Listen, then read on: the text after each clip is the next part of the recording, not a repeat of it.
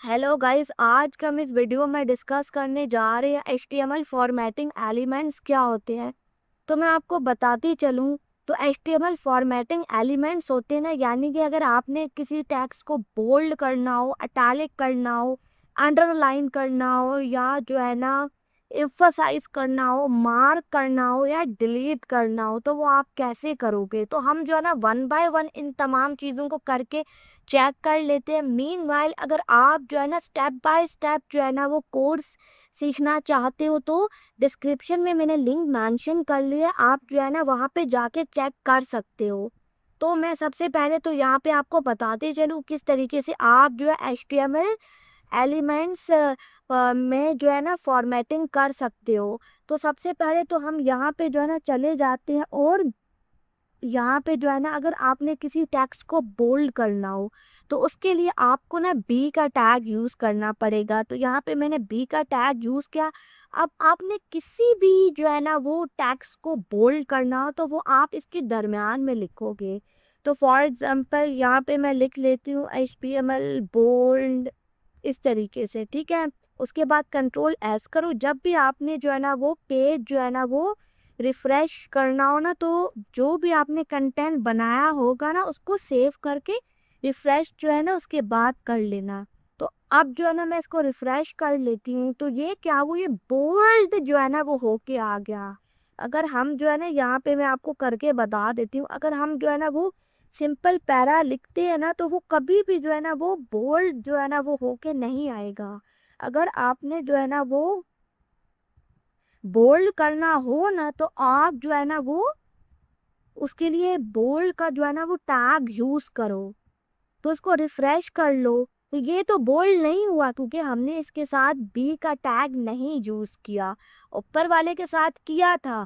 तो जिसके साथ भी आपने जो है ना बोल्ड करना हो या कोई भी फॉर्मेटिंग करनी हो तो उसके साथ आपको ना टैग मेंशन करना लाजमी है, तभी वो एलिमेंट जो होगा वो बोल्ड होगा। ठीक है, अब जो है ना हम नेक्स्ट पे चलते हैं। तो अगर आपने जो है ना कोई मिसाल के तौर पे जो है ना अटैलिक करना हो, अटैलिक मतलब तो इस तरीके से थोड़ा तिरछा टाइप होता है, तो हम जो है ना यहाँ पे लिख लेते हैं फॉर एग्जांपल HTML अटैलिक। ठीक है, कंट्रोल एस कर लेती हूँ और रिफ्रेश कर लेते हैं। तो क्या हुआ, ये थोड़ा तिरछा टाइप आ गया। ठीक है, अगर आपने जो है ना वो अंडरलाइन करना हो तो आप यू का इस्तेमाल करो। ठीक है, HTML अंडरलाइन, कंट्रोल एस करो और रिफ्रेश कर लेती हूँ। तो क्या हुआ, अंडरलाइन हो गया। ठीक है, अगर आपने जो है ना वो मिसाल के तौर पे अगर आपने जो है ना वो ब्रेक लाइन लगानी हो, ब्रेक लाइन का मैं आपको बताती चलूँ। अगर आपने जो है ना एक कीज की हो उसके बाद आप चाहते हो कि आपका जो दूसरा जो है ना पैराग्राफ या आपका दूसरा एलिमेंट न्यू लाइन पे है तो हम जो होता है ना उसके लिए लाइन ब्रेक का इस्तेमाल करते हैं। तो लाइन ब्रेक क्या होते हैं, BR, यानी कि आपको जितनी भी लाइंस देनी हो, फिलहाल मैं जो है ना एक लाइन देना चाहती हूँ तो मैंने क्या किया, मैंने BR का टैग जो है ना वो इस्तेमाल किया। मैं कंट्रोल एस कर लेती हूँ और रिफ्रेश कर लेती हूँ पेज, तो ये देखो न्यू लाइन पे आ गया। ठीक है, तो ये जो है ना इस तरीके से न्यू लाइन पे आ गया। आई होप आपको जो है ना समझ में आ गया होगा कि किस तरीके से आप जो है ना न्यू लाइन पे जो है ना वो एलिमेंट्स को ला सकते हो। तो हमें क्या करना पड़ता है, BR टैग का यूज करना पड़ता है। BR का मतलब क्या होता है, वो न्यू लाइन पे आ जाएगा एलिमेंट। उसके बाद जो है ना हम यहाँ पे चले जाते हैं और हम मजीद चीज़ों को जो है ना वो डिस्कस कर लेते हैं। अगर आपने जो है ना किसी जो है ना वो मिसाल के तौर पे टेक्स्ट को मार्क करना हो, मार्क मैं आपको बता देती हूँ, कंट्रोल एस किया तो मार्क के लिए आपको मार्क का टैग जो होता है ना वो यूज करना पड़ता है। अब मैं रिफ्रेश कर लेती हूँ तो मार्क टेक्स्ट मतलब क्या हुआ, वो उसके ऊपर कलर आ गया। ठीक है, उसके बाद जो है ना हम यहाँ पे जो है ना मैं आपको बताती हूँ, अगर आपने जो है ना वो मिसाल के तौर पे यहाँ पे अगर आपने करना हो डिलीट तो आप जो है ना DEL का मतलब क्या होता है, डिलीट करना। तो मैं यहाँ पे जो है ना वो लिख लेती हूँ डिलीटेड टैक्स। देखो आपने बहुत बार कुछ ऐसी वेबसाइट्स होंगी, वहाँ पे आपने जो है ना वो लिखा हुआ देखा होगा कि अब ये वाली प्राइस नहीं है, ये वाली प्राइस है, तो ये कट का निशान होता है। तो इसका मतलब जो है ना वो टैक्स को डिलीट किया गया, तो ये है डिलीटेड टैक्स। तो इस तरीके से क्या हुआ, ये टैक्स जो है वो डिलीट हो गया। देखो बहुत बार आपने वेबसाइट्स में देखा होता है, तो वहाँ पे क्या होता है, वहाँ पे ये लिखा होता है कि जी अब सेल प्राइस ये है, लेकिन एक्चुअल प्राइस पहले ये थी। तो हम जो है ना उसको करके चेक कर लेते हैं, यानी ये पैराग्राफ में मैं लिख लेती हूँ।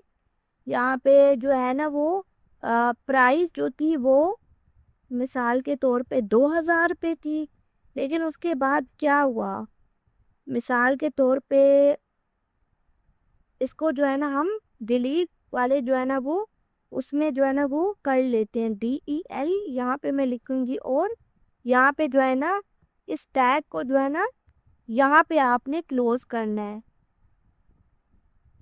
और अब जो है ना एक्चुअल प्राइस क्या है, 1000 रुपीज है, ठीक है। Ctrl+S कर लूंगी। अब आप जो है ना वो देखना, तो यहाँ पे क्या हुआ, वो जो प्राइस थी 2000 रुपये उस पे कट लगा हुआ है और 1000 रुपया है अब प्राइस। आप इसके साथ जो है ना वो सेल भी लिख सकते हो, सेल प्राइस। तो मिसाल के तौर पे कहने का मतलब ये है कि जिस चीज पे आपने कट लगाना हो ना, तो उसको डिलीट के जो है ना वो टैग में लिखो। मैंने 2000 रुपये पे कट लगाना था ना, तो मैंने 2000 रुपया क्या हुआ, मैंने जो है ना डिलीट वाले जो है ना वो टैग में लिखा। अब जो है ना आपको जो है ना अच्छे तरीके से जो है ना वो समझ में आ गया होगा कि पहले प्राइस ये थी 2000 रुपये, अब कट होके 1000 रुपये जो है ना वो होगी, क्योंकि ये आइटम अभी सेल में चल रहा है। ठीक है, जिसको भी आपने जो है ना कट करना हो उसको जो है ना डिलीट के बीच में जो है ना वो डाल दो, तो वो जो होगा ना टैक्स वो कट हो जाएगा। आई होप आपको समझ में आ गया होगा। अगर आपने एम्फसाइज करना हो किसी टैक्स को, एम्फसाइज यानी कि जो है ना प्रोमिनेंट करना हो, या किसी के आप जो है ना मिसाल के तौर पे आप एक पैराग्राफ लिख रहे हो, तो उसके बीच में अगर आपने जो है ना यूजर को आप चाहते हो कि यहाँ पे एम्फसाइज करे, तो आप जो है ना वहाँ पे लिख सकते हो।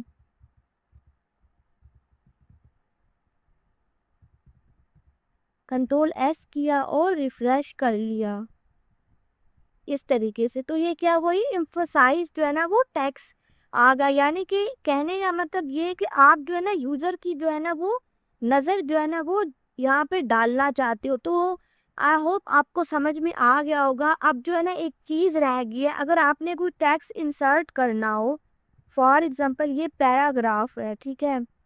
अब यहाँ पे अगर आपने जो है ना मिसाल के तौर पे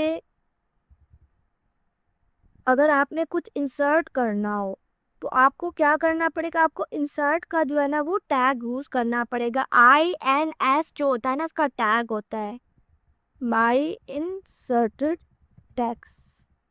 Ctrl+S किया और रिफ्रेश किया, तो क्या हुआ, ये आ गया माई इंसर्टेड टैक्स। जो इंसर्ट होगा ना वो एक तरीके से अंडरलाइन जो होगा ना उसकी सूरत में आ जाएगा। हमने यहाँ पे पैराग्राफ लिखा और यहाँ पे जो है ना हमने टैक्स इंसर्ट किया, तो वो ऐसे आया है, ठीक है, माई इंसर्टेड टैक्स की फॉर्म में। उसके बाद मैं आपको बताती चलूँ, एक होता है सुपर स्क्रिप्ट। सुपर स्क्रिप्ट का मतलब ये होता है पावर जो होती है ना वो ऊपर होती है। यानी कि मिसाल के तौर पे यहाँ पे मैं एक्स जो है वो लिख लेती हूँ। अगर आपने जो है ना 2 की जो है ना ऊपर पावर करनी हो, तो आप जो है ना मिसाल के तौर पे SUB का इस्तेमाल करोगे, और SUB में आपने ना 2 लिख लिया। अब देखना ये कैसे आएगा, एक्स के ऊपर 2 की पावर है, यानी कि सुपर स्क्रिप्ट है। ठीक है, अगर हमने जो है ना इस 2 को नीचे लाना हो, तो आपको क्या करना पड़ेगा, SUB लिखना पड़ेगा। सब का मतलब क्या होते हैं, नीचे आ जाती है पावर। ठीक है, पहली क्या थी, ऊपर थी, अब जो है ना वो नीचे आ गई। ठीक है, इस तरीके से। तो अगर आपने 2 को जो है ना वो ऊपर करना हो, तो SUP का इस्तेमाल करोगे, यानी कि सुपर है, सुपर का मतलब ऊपर। अगर आपने नीचे पावर करनी हो तो SUB का इस्तेमाल करोगे। जैसा कि मैंने यहाँ पे SUB का इस्तेमाल किया है तो वो नीचे आ गई है ना पावर, ठीक है। तो इस तरीके से जो है ना वो यहाँ पे देखो नीचे है पावर, ओके। SUB का इस्तेमाल किया, बी मतलब क्या होगा, वो नीचे आ जाएगी पावर। सुपर मतलब क्या होगा, ऊपर। तो उसका जो है ना ये फॉर्म है, ठीक है। आई होप आपको समझ में आ गया होगा डिफरेंट तरीके के HTML फॉर्मेटिंग एलिमेंट्स क्या होते हैं। देखो ज़रूरी नहीं होता कि हमें सिंपल पैराग्राफ में जो है वो काम करना है।